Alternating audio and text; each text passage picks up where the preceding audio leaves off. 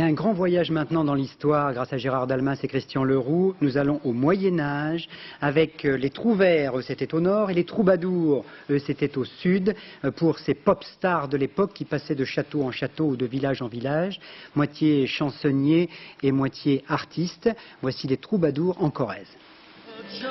Cathédrale de Tulle, la Corrèze, berceau des troubadours. Troubadours car ils trouvaient les histoires, les musiques qu'ils contaient, chantaient au Moyen-Âge.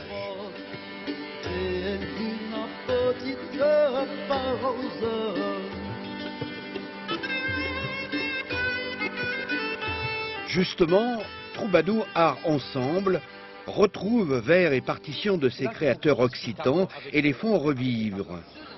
Première surprise, les troubadours étaient en avance sur leur temps. Alors l'amour courtois, ça veut dire que c'est l'amour qu'on chante à l'intérieur de cours. Et c'est très intéressant parce qu'au XIIe et au XIIIe siècle, quand les troubadours justement sont en train de parler d'amour courtois, ils parlent essentiellement d'une relation d'égalité entre l'homme et la femme. Recherchés, richement récompensés, surtout par les aristocrates, des centaines de troubadours ont sillonné l'Europe avec des centaines de mélodies abordant absolument tous les sujets de société, sauf la guerre. Alors, pourquoi ces chansonniers ont-ils disparu? À partir du XIIIe siècle et de l'Inquisition, la croisade contre les albigeois, les cours occitanes du sud de la France ont eu à leur tête des seigneurs français qui n'entendaient plus rien à cette poésie. Les troubadours se sont exilés vers l'Italie ou vers l'Espagne et le Portugal. Et en Italie, d'autres troubadours se sont élevés comme Francesco Petrarco et Dante Alighieri.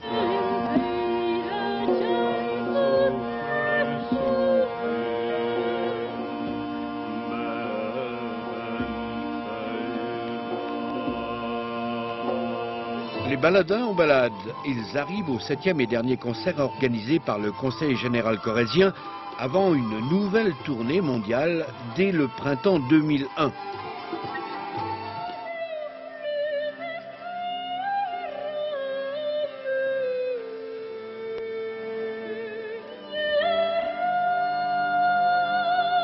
Bernard de Ventadour, le chanoine Guy Dussel, Aliénor d'Aquitaine, Richard Cœur de Lion figuraient parmi les pop stars du Moyen-Âge.